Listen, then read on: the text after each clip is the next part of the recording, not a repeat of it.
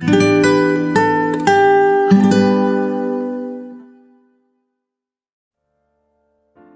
Ibu, dan Saudara yang dikasihi Tuhan, salam jumpa kembali dalam Sapa Gembala GKI Gunung Sahari.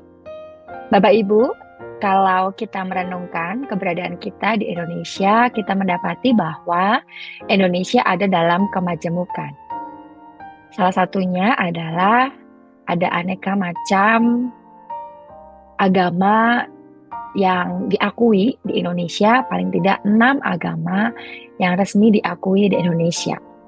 Oleh karena itu, dalam menjalani kehidupan bersama, perlu mengembangkan sikap inklusif, merayakan iman, dan bekerja bersama dengan mereka yang berbeda iman dan kepercayaan.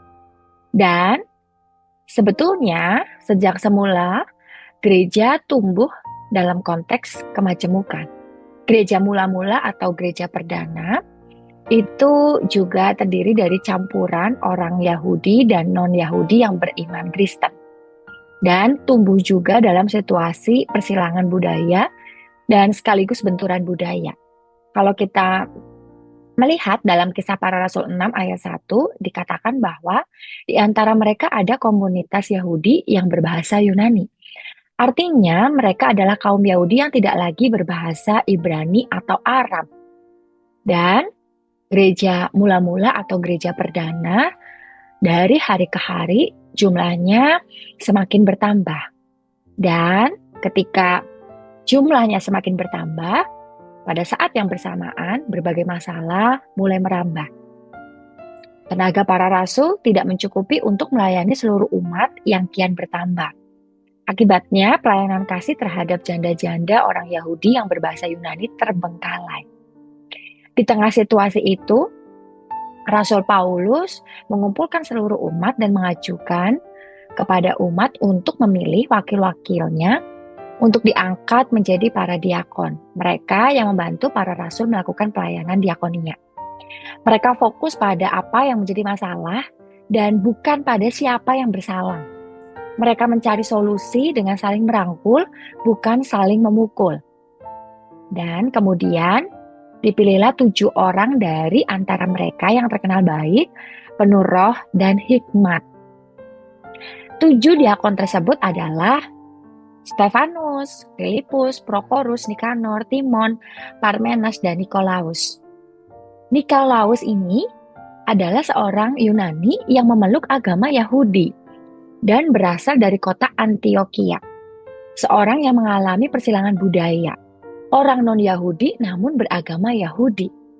Ia dipercaya sebagai seorang diakon yang melayani orang-orang Yahudi berbahasa Yunani. Perannya sangat tepat untuk menjangkau para janda berbahasa Yunani.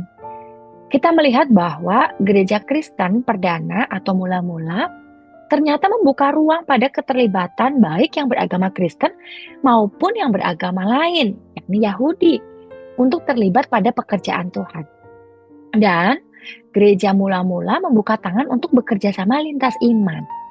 Pola kepemimpinan dan spiritualitas yang dikembangkan bersifat inklusif bukan eksklusif. Merangkul bukan meminggirkan. Membangun jembatan bukan tembok pemisah. Buahnya apa? Sangat positif. Firman Allah makin tersebar dan jumlah anggota komunitas semakin membesar. Kita belajar untuk mari buka diri, menghargai dan bekerja sama dengan sesama yang berbeda iman dan keyakinan. Kalau Tuhan berkenan memakai Nikolaus, maka Tuhan juga berkenan supaya kita tidak hidup eksklusif tapi inklusif. Merangkul saudara yang berbeda iman. Dan itu bisa dikerjakan ketika kita tidak punya prasangka buruk terhadap agama lain. Mahatma Gandhi mengatakan bahwa agama tidak dimaksudkan untuk memisahkan manusia, tapi untuk mempererat ikatan kasih dan pengertian. Kita tahu ada satu yang terkenal, yakni Mother Teresa.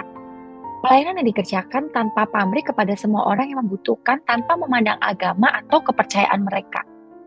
Ia mendirikan misionaris cinta kasih untuk melayani orang miskin, sakit, dan terlantar, termasuk mereka yang beragama Sikh, Hindu, dan Islam.